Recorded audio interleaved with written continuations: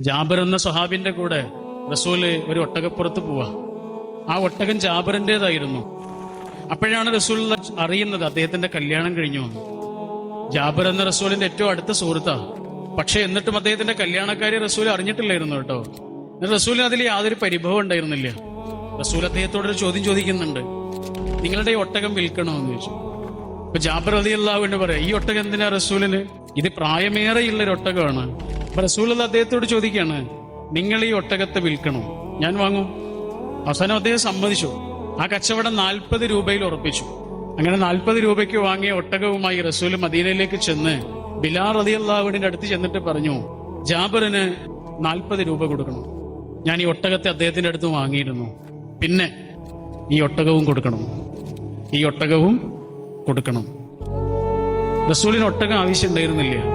പക്ഷെ ജാബിറിന് പണം ആവശ്യമുണ്ടായിരുന്നു എന്ന് റസൂലിന് മനസ്സിലായി. എങ്ങനെ മനസ്സിലായി? മനുഷ്യന്റെ കണ്ണിൽ നിന്ന് അത് വായിച്ചെടുത്തു.